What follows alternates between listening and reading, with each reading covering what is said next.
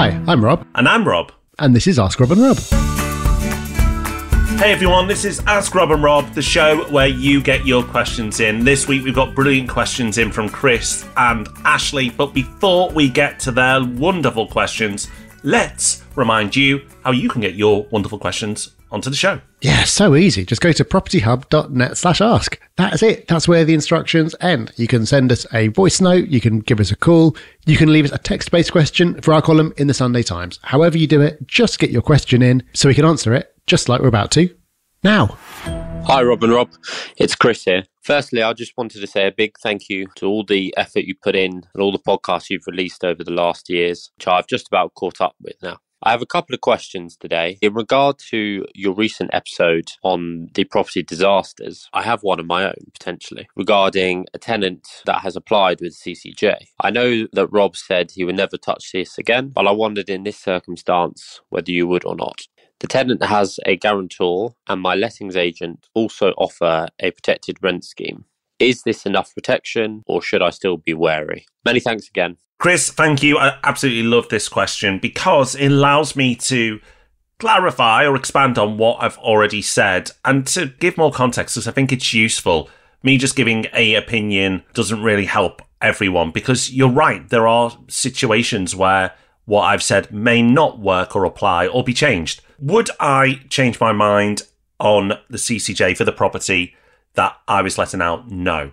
And the reason why in that circumstance I wouldn't change things is because it's a high-end property.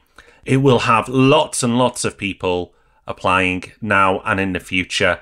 It's not an issue for me to attract tenants, so I can be picky. However, we all have different strategies, and not everybody listening will have that type of high-end strategy. They may have a different strategy, perhaps pushing for yield. Now, depending on where your property is in the UK, it may not be so outrageous to consider a tenant with a CCJ because of the demographics of where that property is situated.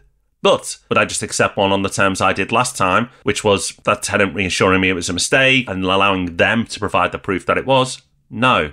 But I might consider a tenant in that situation if, like you've laid out here, the tenant has a guarantor. And even better, there's a guarantor and the letting agent is also offering protection as well. I would want to credit check the guarantor. So just because the guarantor is saying that they are, there to back up the tenant is great, but they then need to be credit checked to make sure they're okay. And there's a decent chance that they will pay up if the tenant doesn't. So would I change my mind? No, not for that property. But would I change my mind in a different circumstance with protection? Absolutely. So thank you, Chris. Super useful question. Okay, let's have our next question now from Ashley. Hi, Rob and Rob. My name is Ashley. I'm at the very beginning of my property investing journey. I have about £100,000 to invest.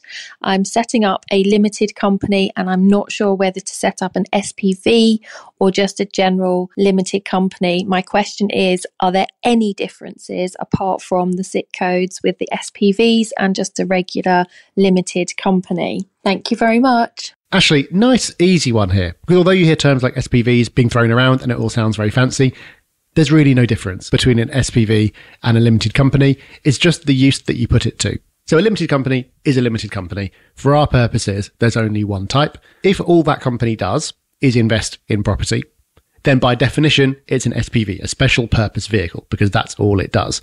If that company also does other things, maybe you have a trading business with activity that goes on through that company as well, then it's not an SPV. So which type do you want? Well, it's all the same thing. But the key is you're always going to want to have the company purely for property, because if you have a mortgage, your lender will insist on it. You've mentioned SIC codes. All they are is a description of what the company does. You choose them when you set the company up and you can change them later. So it's not really a big deal. And it's worth bearing in mind that you don't have to have the company set up before you're actually ready to make an investment. You can set a company up same day. So unless you're doing something pretty complex with the structuring of this, you can just wait till you found something you want to buy. In the process of checking that purchase with your broker, you can find out from them which SIC codes are most appropriate, then set up the company, make the mortgage application, and you're good to go.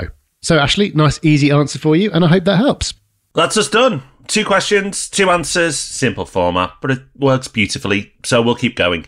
Make sure you get your questions in. Like Rob said, go to propertyhub.net/ask. And because we keep it simple for you, we'll surely have lots of questions to answer next week. So join us next Tuesday for Ask Rob and Rob. But before then, on Thursday, you have the Property Podcast. And then, you lucky things, you can find us in the Sunday Times.